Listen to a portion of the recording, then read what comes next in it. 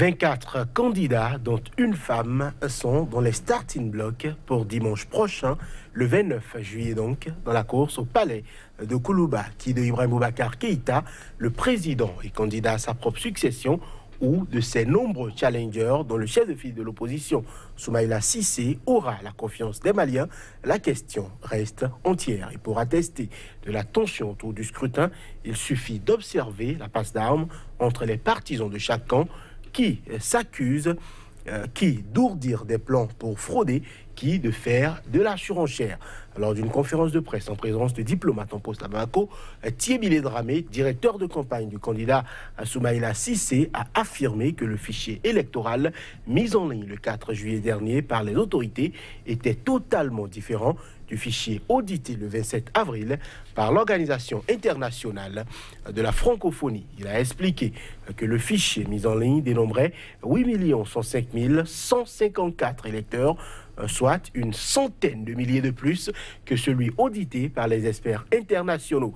En réponse à cette sortie, le camp au pouvoir réagit. Nous avons la volonté, la détermination de faire face à toute tentative de sabotage et de pagaille, propos du Premier ministre Soumelou Boubèye Maïga au Palais des Sports de Bamako lors d'un meeting en présence du président Ibrahim Boubacar Keïta. Mais au-delà de toute cette tension, l'élément décisif de ce scrutin pourrait bien être sa sécurité, car l'attentat du 29 juin dernier contre le quartier général de la force anti-djihadiste du G5 Sahel à Sévaré, dans le centre du pays, montre à qui peine à le saisir les failles béantes dans le dispositif sécuritaire malien, selon plusieurs experts et analystes. Outre le nord instable, c'est désormais le centre qui est devenu, grâce au concours des attaques djihadistes, des bavures de militaires, mais aussi à cause des conflits intercommunautaires hautement instables. Comment réussir une élection présidentielle dans un pareil climat où les cartes d'électeurs n'ont pu être distribuées à tous les votants? Mali présidentielle du 29 juillet, la question sécuritaire, pour quelle influence sur le scrutin? C'est le thème retenu pour ce numéro de votre émission Angle de vue. À toutes et à tous, merci de nous rester fidèles. Bienvenue dans cette émission. On revient juste après l'intermède.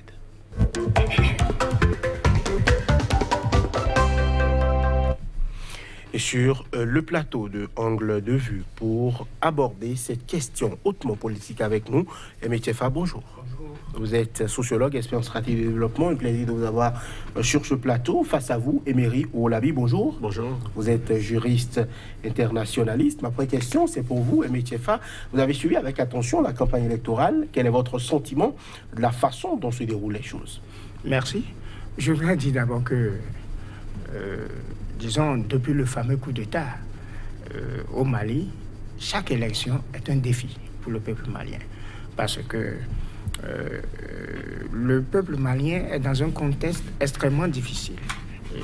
Il se pose essentiellement trois problèmes. D'abord, c'est un pays très vaste. Il y a le désert. Donc, on ne joint pas les deux bouts du pays qui tend le sud pour le nord facilement en une journée. Alors que pour qui parle d'élection, déjà la capacité à parcourir rapidement le pays, à réunir les urnes, fait partie des défis.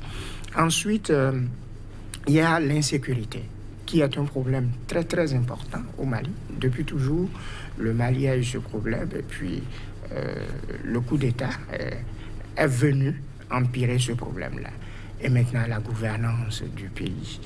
C'est un pays assez difficile à gouverner, où il y a beaucoup de chocs, beaucoup d'opposition, beaucoup de contradictions, beaucoup de démarquages et de divergences dans les visions que porte tel ou tel pôle, tel ou tel camp.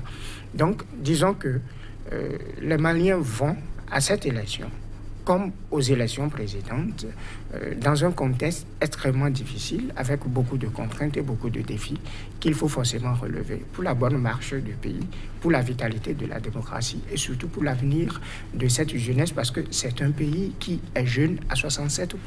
Voilà. Emery Ouolabi, on a vu le président se rendre à Kidal. C'est une première depuis qu'il est chef d'État, depuis 5 ans donc. Qu'est-ce que cela signifie à vos yeux? Une première, un déplacement pour la première fois? Non. On peut avoir deux lectures. On peut dire que c'est peut-être à la faveur des élections et pour pouvoir s'assurer un second mandat, qu'il, après 5 ans, qu'il se rend dans une zone de conflit. Il aurait pu le faire un peu plus tôt. Mais pourquoi maintenant? S'il le fait maintenant, c'est-à-dire, on dit souvent qui peut le plus peut le moins.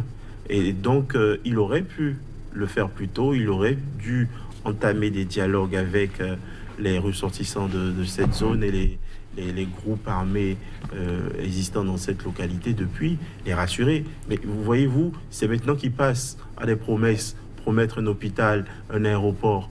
Vous voyez que c'est beaucoup plus dans un élan. Je crois que ça marque en fait une manque de volonté politique réellement du chef de l'État malien à solutionner cette crise.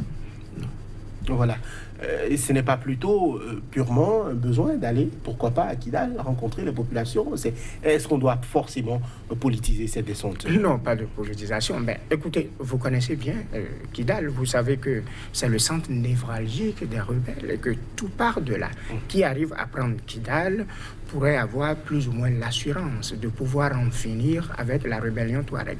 Mais donc c'est pour vous dire que c'est une urgence. Alors quand il était venu, il lui était nécessaire de mettre pied à Kidal, de chercher à résoudre les choses, d'affirmer l'autorité de l'État, surtout au nord qui est complètement délaissé, laissé pour compte, où la République est totalement absente, où il y a des actes de vandalisme, où des êtres humains sont tués au vu et au su de toute la planète et qui a une zone de non-droit.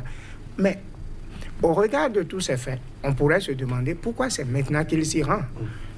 Il est en pleine période de campagne. Donc, il s'y rend pour battre campagne, pour se faire élire, pour empiler. Une analyse qui va dans ce sens ne serait pas erronée. Voilà. L'opposition dénonce la publication d'un fichier électoral audité par l'OIF, dénonce plutôt la publication d'un fichier qui n'est pas audité par l'OIF. L'opposition a tenu une conférence de presse à cet effet. C'était à Bamako. Le directeur de campagne de Soumaïla Cissé, plus grand challenger annoncé, puisque déjà son challenger en 2013, il s'est prononcé. Nous allons suivre un extrait recueilli pour vous par Halima Bentouré. Elle est notre correspondante à Bamako. Que dans le fichier mis en ligne, ils indiquent un nombre d'électeurs pour un centre de vote en particulier.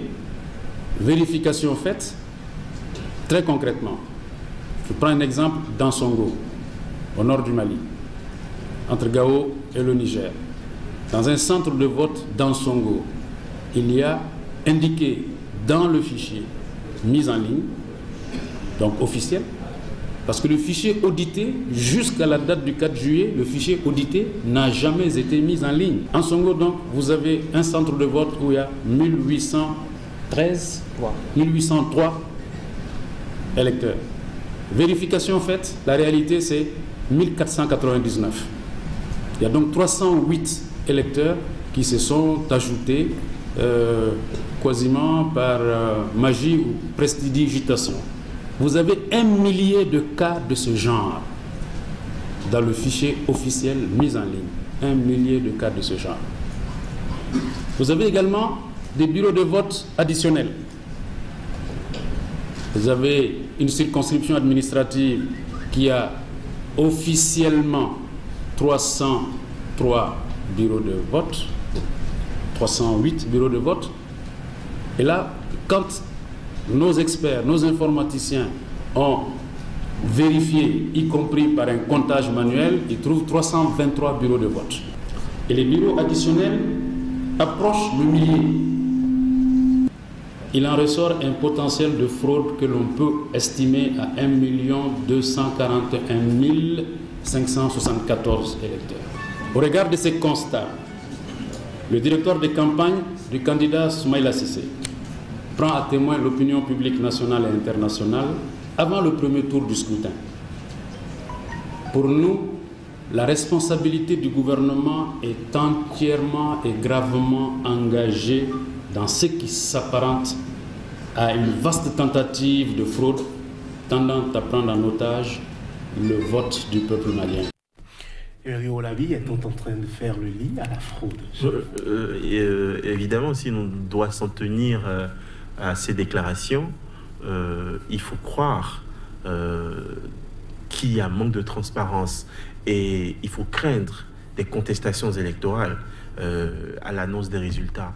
Et ce sera une autre paire de manches qui viendra s'ajouter à la crise malienne latente et qui risque de plonger davantage le peuple malien peut-être dans une guerre civile qui s'annonce déjà avec des crises communautaires, des combats, des conflits ethniques. Donc, il faudra, parce que, voyez-vous, on a déjà noté 30 OSC ou observateurs, pas 30 observateurs, mais 30 organisations d'observateurs qui ont été enregistrées pour la supervision de ces élections. Je pense qu'il faudrait les mettre à contribution pour que réellement les zones accessibles soient réellement tenues, pour qu'on puisse réduire au maximum les risques de fraude. Et s'il y a encore la possibilité d'auditer, de corriger, de revérifier, malheureusement nous sommes à quelques jours du scrutin. Je ne sais pas si c'est tenable, mais on peut toutefois compter sur les OSC et les observateurs, les missions d'observation. Il y a 30 missions d'observation, je le dis, qui sont sur le territoire, qui dépassent les 200 observateurs, et qui, si on peut réussir à les mobiliser et à les répartir de façon judicieuse dans les zones accessibles, je pense qu'on réussirait quand même à réduire le risque de fraude. Voilà. Moi, c'est la seule solution que je trouve. Avec Tchefa, que gagne le régime Ibeka à sécuriser ce scrutin? Bon, votre question, je crois que vous avez la réponse en la posant ainsi. Un scrutin qui n'est pas sécurisé, disons, est un potentiel germe de conflits post-électoraux. Et vous savez bien que les conflits post-électoraux rapidement balancent dans des violences qui deviennent des guerres civiles. On a vu un peu partout en Afrique. Sur les 54 États africains, environ une trentaine, au-delà, un peu moins d'une quarantaine, connaissent de façon cyclique des conflits post-électoraux. Je ne vous dis pas électoraux, post-électoraux, c'est-à-dire après la proclamation des résultats, l'issue du vote n'est pas acceptée par les partis impliqués dans le déroulement du scrutin. Est-ce que ce n'est pas plutôt une habitude africaine que de contester les résultats? Si les faits sont réels. On peut dire que c'est une habitude, on peut le dire, mais quoique ce qui est dit, il reste des faits ou des revendications, des réclamations qui sont quand même fondées et qu'il ne faut pas balayer du revers de main. Lorsqu'un système n'est pas tout à fait transparent, qu'il y a beaucoup de biais et de doutes, cela va de soi que l'issue des résultats ne soit jamais acceptée par tous ceux qui sont impliqués dans ce processus-là. Alors, pour ce qui se passe là, en Sciences Po, on parle de guerre de chiffres. Il y a guerre de chiffres. Alors, quand il en est ainsi, le fichier qui a été audité, reconnu comme tel, et qui a été consensuellement élaboré de façon participative, avec l'accord de toutes les parties, c'est à cela qu'on s'en tient. C'est aussi simple que cela. Ce que vous et moi, nous aurions compté ou décompté ou recompté ensemble aura plus de valeur que ce que vous seul vous avez compté et déposé pour le compte de nous tous. Je crois que cela peut être fait avant le scrutin parce que, logiquement, la campagne prend fin vendredi à minuit. Samedi, c'est une journée morte électoralement du point de vue activité des élections. Et dimanche, ça peut se faire. Alors, s'ils souhaitent, c'est-à-dire si les acteurs de part et d'autre, et notamment l'organisateur du scrutin, parce que qu'on le veuille ou non, c'est le pouvoir, c'est le chef de l'État qui convoque le corps électoral, met les ressources à disposition pour l'organisation du scrutin. Alors, si tant est que sa volonté pour la transparence est si tant manifeste, chaque bloc, chaque camp engagé dans l'élection peut se faire représenter et que devant tout le monde, un travail d'appurement et de transparence pourrait être mené. Voilà, Warren Emery Olavi, le chef du gouvernement, a annoncé la création d'un cadre de concertation réunissant les services spécialisés de l'État et les experts de tous les candidats à la présidentielle qui le souhaitent. C'est une option à encourager. C'était juste au sorti de la dénonciation. Oui, tout à fait. Comme l'a dit tout à l'heure Michel Fa, il faut aller vers ce consensus. C'est nécessaire parce que ce qui en découlerait, c'est une régression du développement du Mali avec un conflit post-électoral dont on connaît peut-être le début, mais on ne connaît pas souvent la fin, voyez-vous. Et il faut éviter d'ajouter au conflit latent un autre conflit.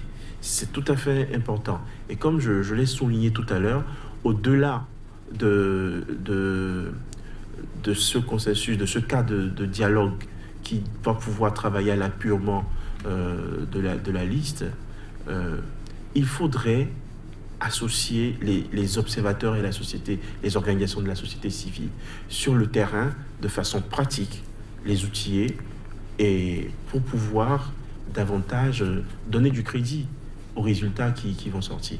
Donc je pense qu'il faut un cadre inclusif. Maintenant, tous les acteurs politiques et de la société civile également. Voilà. Donc c'est tout à fait encouragé. Et si le délai, comme Michel Fall l'a rappelé, je crois qu'on dispose encore de 3-4 jours. 3-4 jours, 72 heures, c'est tout à fait faisable. Puisqu'il a rappelé tout à l'heure le directeur de campagne de Soumaïla Cissé, que le fichier audité de l'OIF existe. Il est là. Donc ça doit pouvoir aller très vite, je pense. Voilà. Le Premier ministre a, dans un contexte un peu plus politique, il parlait de surenchère. Nous ferons face à tous ceux qui veulent semer la pagaille. C'était l'essentiel de ses propos. Est-ce que vous pensez que c'est un discours ambivalent? Bon, en fait, lui, il est un acteur politique engagé. Et puis, c'est vrai que c'est une autorité. Mais avant cela et après cela aussi, il est un acteur politique engagé. Il a un candidat parmi les 24 candidats. Cela fait qu'on ne peut pas donner un blanc-seing à tout ce qu'il dirait.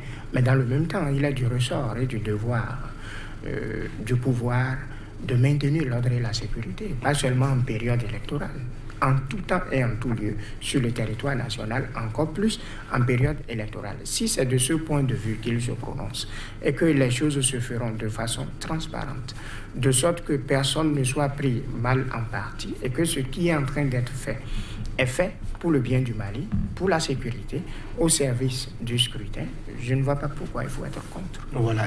Mais si c'est pour dissuader d'éventuels candidats en bonne posture, capables de leur prendre leur fauteuil, mais c'est pas bien, c'est de l'intimidation. Voilà, les derniers chiffres font état d'environ 62% des cartes d'électeurs distribuées. Si un nombre aussi important de Maliens ne peut se rendre aux urnes, est-ce que cela ne pose pas un problème de crédibilité du président qui sera élu? De crédibilité, non. Mais de légitimité qui n'est pas forte. Parce que dans un régime démocratique, vous empruntez votre légitimité au peuple. Et cette légitimité, c'est à travers le vote. Si ceux qui s'y rendent ne sont pas aussi nombreux que ceux qui ne s'y rendent pas, ça veut dire donc que ceux qui ont souhaité que vous ayez le pouvoir d'État ne sont pas nombreux par rapport à ceux qui ne l'auraient pas souhaité ou se seraient abstenus. Donc, d'une manière ou d'une autre, ça pose un problème de légitimité. Et cette légitimité serait faible. Je reconnais que les cartes d'électeurs n'ont pas été distribuées à temps.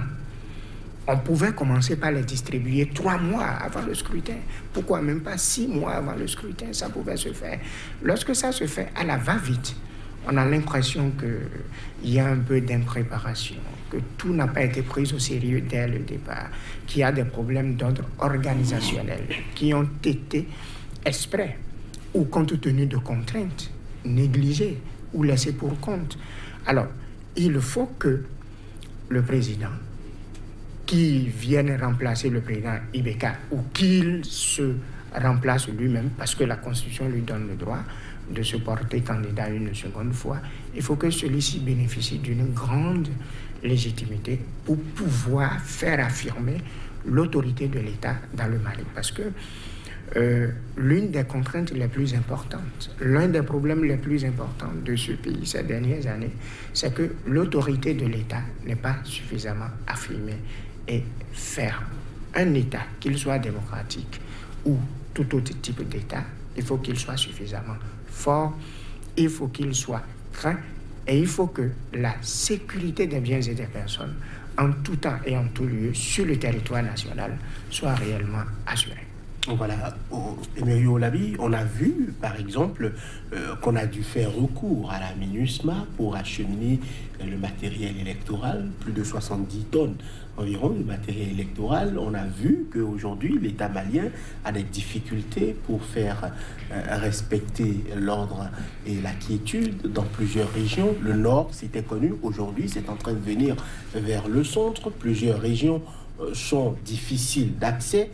On sait déjà que des centaines, pourquoi pas des milliers de Maliens ne voteront pas dimanche prochain. Est-ce que cela ne pose pas quand même un problème de légitimité quelque part? Est-ce qu'un chef d'État issu de ces élections-là peut réellement avoir les coups des franches pour gouverner et réussir? Là, on va parler de réunification, c'est-à-dire retrouver un Mali, un Mali ensemble, unifié, voilà, un Mali unifié. Oui, tout à fait. Je comprends votre question et j'aimerais dire, j'aimerais préciser qu'il faut tenir compte aussi dans la distribution de ces cas des déplacés. Il y a de nombreux déplacés au Mali, dans certains camps dans la sous-région. Il y a des non-inscrits qui viennent parfois même réclamer leur... Et il y a des zones qui sont inaccessibles pour des raisons de sécurité. Tout ceci peut expliquer le faible taux de distribution enregistrée. De notre part, cette distribution aurait pu commencer un peu plus tôt. Cela peut laisser croire à un certain calendrier politique qui est derrière pour... Qui arrangerait quelqu'un. Qui arrangerait qui dites-nous. Qui arrangerait quelqu'un. Donc voilà, ce sont des analyses qu'on peut faire. Mais ce que j'aimerais dire par rapport à cette légitimité du président élu, il le tirera davantage à travers le résultat des élections. Si nous avons un président qui est élu avec un fort taux, un pourcentage assez élevé, je dirais 60%, 70% de ceux qui ont reçu les cartes et qui ont pu voter, je prends que la légitimité de ce président sera garantie et pourra lui donner plein pouvoir, pleine autorité pour réaffirmer, comme Aimé Chafal l'a dit tout à l'heure, l'autorité de l'État et faire face à l'insécurité. Parce que le défi exactement pour le Mali, c'est la réunification, c'est l'unité nationale. C'est réussir à consolider le peuple malien dans la vie quotidienne du Mali. Et donc, il faut un chef d'État qui est légitimé. Donc, si nous avons un chef d'État qui vient après les élections avec un score, ou disons avec un taux faible, dans les 49% ou 50% qui est élu à 53%, 55%, on risque encore d'avoir des tiraillements parce que, voyez-vous... Cette remise en cause. Pas forcément une remise en cause, peut-être une remise en cause, mais une forte opposition. Une forte opposition qui n'arrangerait pas forcément les choses, qui ne permettrait pas au président élu de faire face véritablement aux réalités qui sont les siennes, et quant à l'exercice du pouvoir. Donc il est à souhaiter que le chef d'État qui sortirait des prochaines élections soit élu avec un fort taux. Voilà, c'est ce que moi je prétends. Bon, je voudrais nuancer un peu.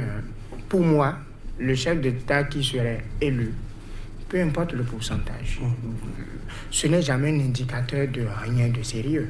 D'accord. Regardez en France, les chefs d'État qu'on élit avec le challenger au second tour, l'écart n'est jamais béant. Pourtant, ils sont très légitimes.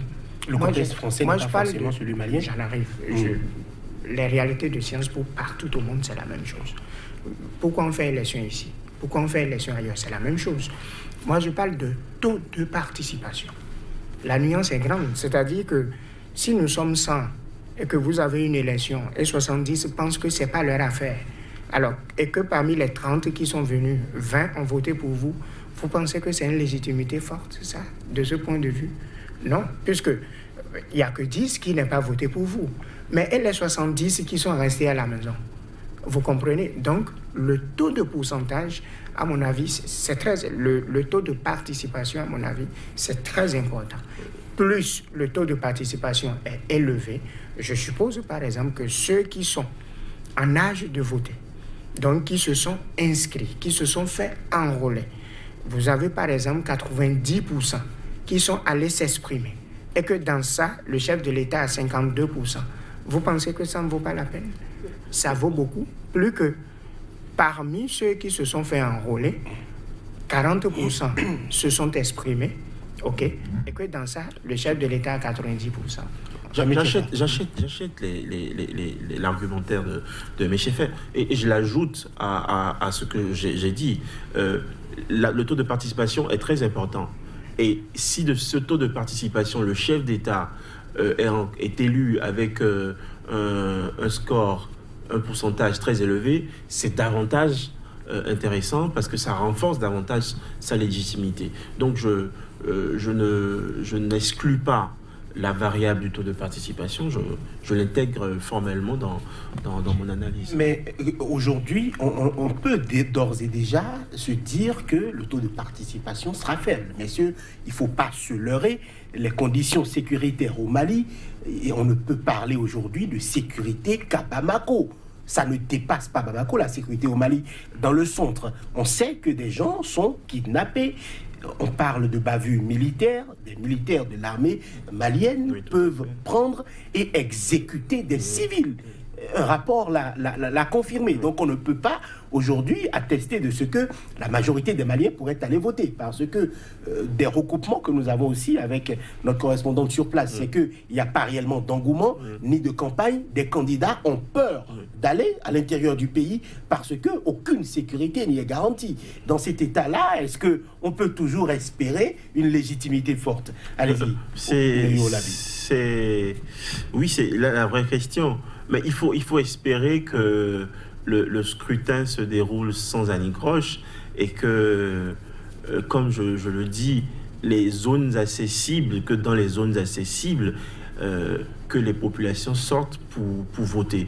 C'est vrai qu'aujourd'hui, le risque sécurité est très grand. En plus des exactions commises par les forces, enfin les membres de l'armée malienne, il faut ajouter maintenant les milices civiles qui s'y ajoutent avec cette guéguerre ethnique et tribale qui se mêle avec les chasseurs d'Ozo, les chasseurs Peul, les chasseurs Dogon, qui créent aujourd'hui une forte tension dans le centre et dans le nord du Mali.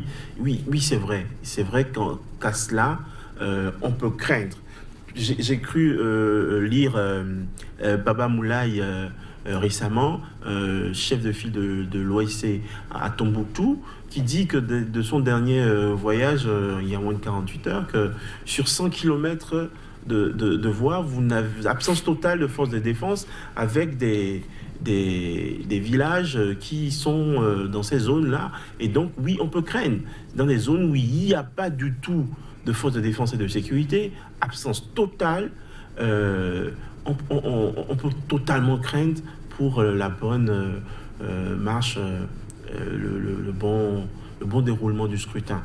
Dans le même temps, je pense, et j'accuse le gouvernement malien sur cet effet, mais vous, en 2013, il y avait certaines zones qui étaient accessibles, où la campagne s'est menée, la campagne présidentielle, la campagne législative s'est menée. Aujourd'hui, ces zones ne sont pas accessibles. C'est qu'il y a un problème de gouvernance dans ce pays-là. Eh bien, Stéphane, votre avis par rapport à mon analyse, est-ce qu'aujourd'hui, on peut parler de légitimité, est-ce qu'on peut parler de fort taux de participation, si on sait d'ores et déjà qu'il n'y a sécurité que dans la capitale et encore en griffe? Si le chef de l'État est élu démocratiquement, on peut parler de légitimité. Bon, le taux de participation, ça c'est un autre problème. Déjà, tout ce que la nature a mis comme problème au Mali, je vous l'ai dit, c'est un pays très très très vaste. C'est un pays où se pose le problème de la gouvernance. On reprochera certainement et souvent au président Ibeka de n'avoir pas fait assez pour rendre le pays accessible à tout point de vue et dans toutes les zones. Mais vous savez très bien que, c'est-à-dire en dehors de tout ce que nous sommes en train d'énumérer comme problème, il y a aussi que pour le faire, c'est beaucoup de moyens. Et que ce pays a souvent fait appel à la France ou à d'autres forces internationales pour pouvoir tenir face à beaucoup de difficultés. Alors, tout cela ne peut pas être gommé du jour au lendemain. Il faut intégrer tout cela, il faut faire les élections avec tout cela. Il ne peut pas avoir des élections parfaites aujourd'hui au Mali et puis il y aura un grand engouement. Non. Vous savez bien que lorsqu'un être humain se sent en insécurité, il ne déploie que 30% de sa capacité. Et c'est ça le problème qui se pose également. Donc je crois qu'ils feront avec l'essentiel, à mon avis, aujourd'hui, c'est de continuer le processus électoral, le processus démocratique, quitte à ce que les chefs d'État qui viennent en se succédant puissent avoir en conscience ce qu'il faut réellement faire pour réellement unifier le Mali, pour que le territoire national soit réellement accessible à tout point de vue. Ils ont parlé d'un peuple, d'un but et d'une foi. Donc il faut réellement faire face à cette foi-là et la déployer pour que ce soit une réalité. Mais 30 000, le gouvernement annonce 30 000 forces de défense et de sécurité, un plan de sécurité qui a été établi avec 30 000 forces de défense et de sécurité propres à l'armée malienne, qui sera appuyée par la MINUSMA en deuxième rideau et en troisième position par la force Barkhane. Espérons que ce plan de sécurité qui a été mis sur pied soit vraiment opérationnel. Voyez-vous, cela peut peut-être amener, comme je vous l'ai dit, à croire que dans certaines zones, il sera tenu une certaine sécurité pour un bon déroulement du scrutin.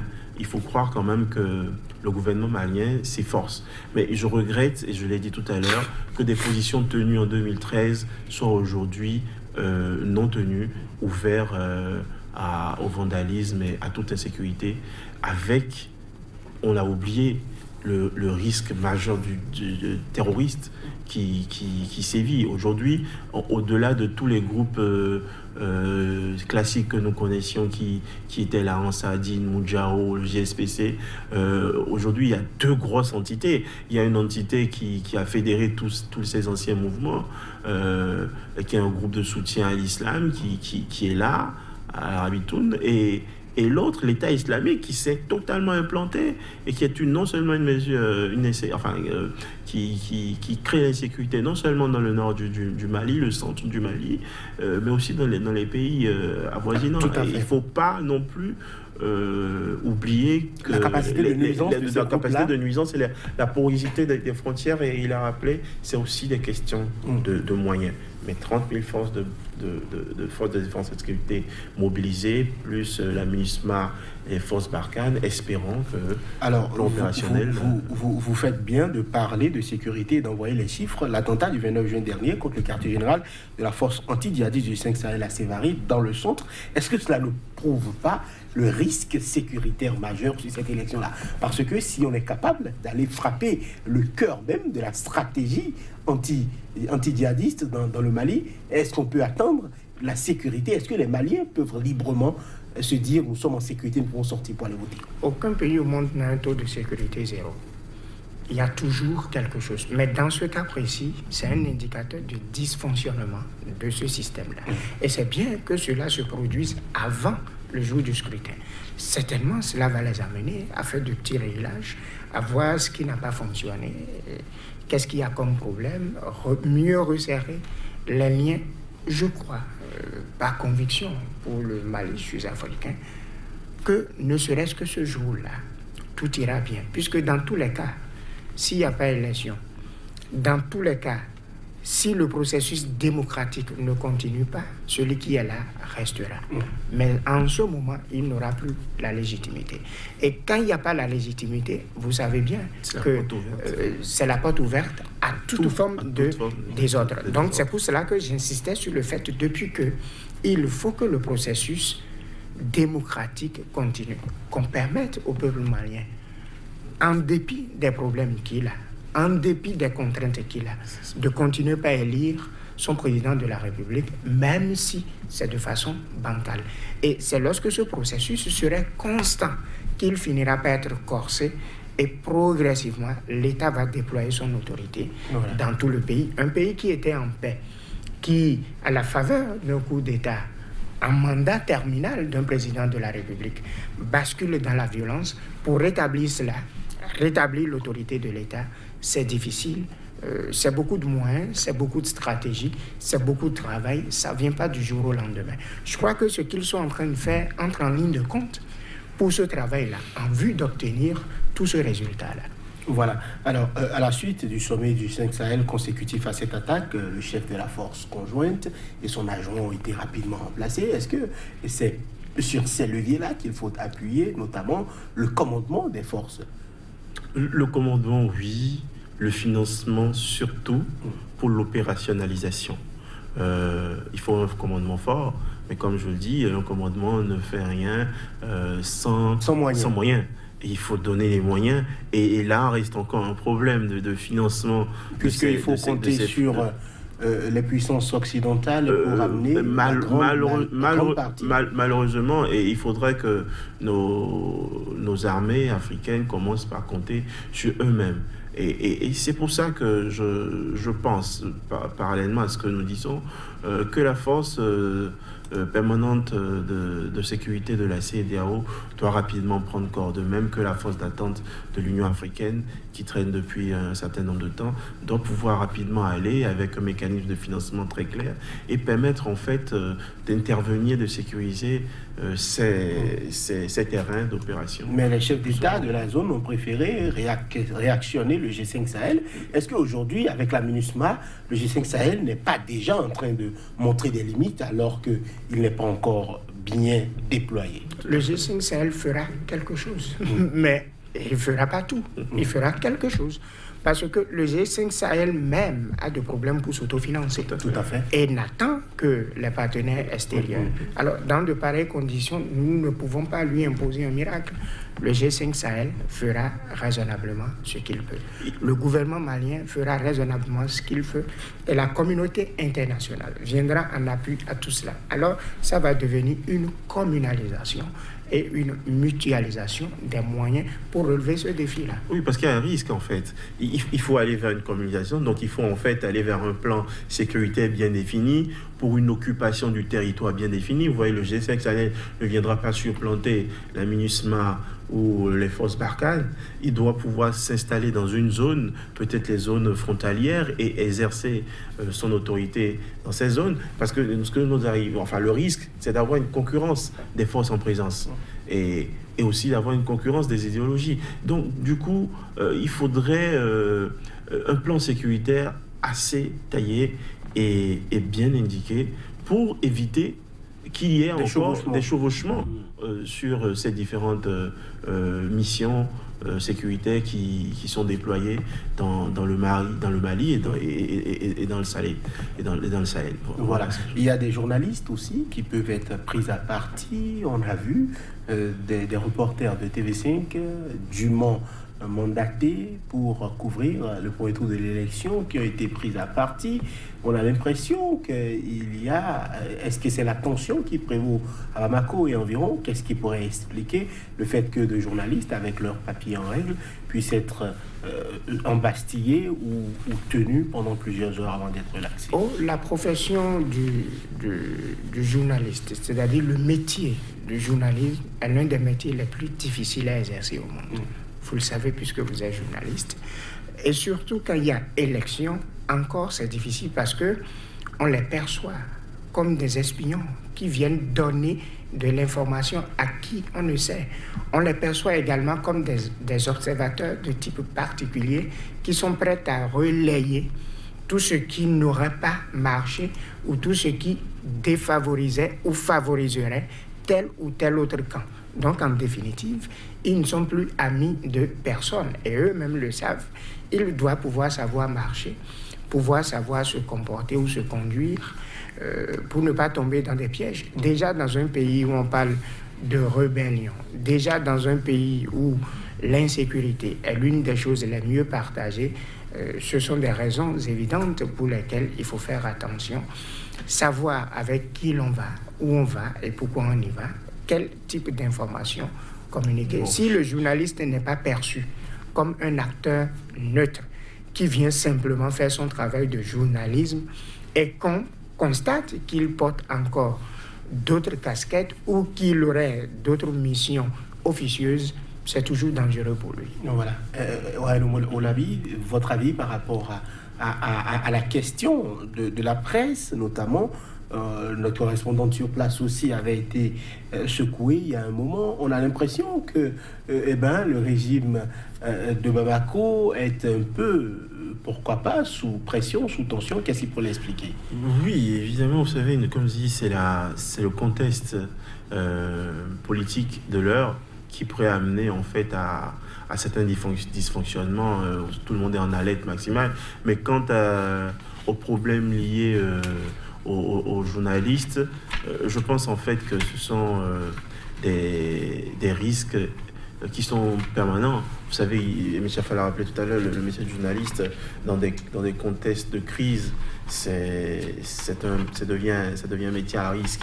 Et il faut juste souhaiter en fait que soi-même ait sa propre défense. Premièrement, on assure soi-même sa propre sécurité avant de compter sur la sécurité d'État qui peut être déployée dans la ville. Donc il faut savoir justement quelle information on recherche, qui sont ses interlocuteurs et comment est-ce que l'on se déplace avant de pouvoir exercer convenablement son activité dans ces zones. Voyez-vous, il y a même dans certaines zones de conflit, avant que vous y allez, on vous demande des accréditations et on vous met des forces de sécurité pour vous accompagner et tout. Mais ici, est-ce qu'on peut prétendre à cela? Est-ce qu'on peut prétendre à ce que le gouvernement malien assigne à chaque reporter? Non, je ne pense pas. Malheureusement, le risque, il est là, il est évident. Chacun doit pouvoir d'abord s'assurer sa sécurité dans l'exercice de ses fonctions avant de compter sur la sécurité d'ensemble. Voilà, une association d'observateurs nationaux créée par l'association des anciens élèves et étudiants du Mali va déployer des observateurs pour superviser cette élection. C'est quelque chose d'encouragé. Plus de 600 personnes de cette association-là seront disséminées un peu partout dans le Mali pour couvrir l'élection. C'est quelque chose qu'il faut encourager avec ces gens. Oui, pourquoi pas. Surtout qu'ils sont des Maliens. Parce que l'observateur national n'a pas la même responsabilité que l'observateur international. Celui qui est de là comprend les langues qui se parlent là, et vous ne pouvez pas faire une bonne observation si vous ne comprenez pas ce qui se dit, si vous n'avez pas accès à toutes les zones. Donc, dans un scrutin, dans une élection, les observateurs nationaux sont encore plus prisés que les observateurs internationaux, parce que eux, ils vivent dans le pays, ils savent ce qui se passe, ils connaissent tout le monde les connaît. Ils peuvent prendre un certain nombre de risques, ce que ne peut pas faire un observateur international ou un observateur étranger. Et cette association dont vous parlez, qui peut-être a une dénomination banale, l'Association des anciens élèves et étudiants du Mali, figurez-vous, c'est une organisation fêtière au sein de laquelle vous avez tous les anciens présidents de tous les mouvements universitaires du Mali, de tous les mouvements scolaires du Mali. Il y en a qui travaillent depuis, qui ont déjà de l'expérience, il y en a qui sont à l'extérieur, et ils se sont quand même mis ensemble, ils ont dépêché des commissions, ils sont revenus pour aider leur pays. Je crois que c'est un acte de patriotisme. Voilà. Rapidement, dernière question. Qui des 24 candidats voyez-vous gagner cette bataille? Oui, ils sont tous des challengers. Je ne m'avancerai pas à donner le nom d'un candidat ici, mais espérons déjà que le scrutin se passe ou se déroule dans une paix, dans une quiétude totale et dans un esprit de sécurité. C'est le souhait. Et comme je l'ai rappelé dès le début, il faut une forte implication, comme vous l'avez rappelé tout à l'heure, et j'aime à le dire à souhait, une forte implication des organisations de la société civile dans leur mission d'observation. Voilà. Pour éviter les contestations électorales. Le président Ibeka aura à prouver au monde entier qu'il est un homme politique de bonne facture s'il s'en sortait. Parce qu'il y a des enjeux que vous ne voyez peut-être pas. 5 de ses anciens ministres, et surtout 2 de ses anciens ministres, anciens premiers ministres, sont candidats contre lui. Un de ses ambassadeurs, Yessa Maké, ancien ambassadeur, candidat contre lui. Ceux qui, hier, l'avaient soutenu dans la coalition Le Mali d'abord, aujourd'hui, tous ne le soutiennent plus. D'aucuns sont candidats. Alors, c'est très ouvert, ce serait très serré. Et je crois qu'il y va de la vitalité de la démocratie malienne. 24 candidats, c'est un record. Merci beaucoup. Vous êtes Aimé Tiefa, sociologue, expert en stratégie de développement. Face à vous aujourd'hui, il y avait Emery Oulabi, juriste internationaliste. Messieurs, merci. Merci à vous, chers téléspectateurs, de nous avoir suivis. C'était un débat consacré à l'actualité au Mali, présidentielle dimanche prochain. Ce sera tout. Merci d'avoir été des nôtres. À très bientôt sur SICA.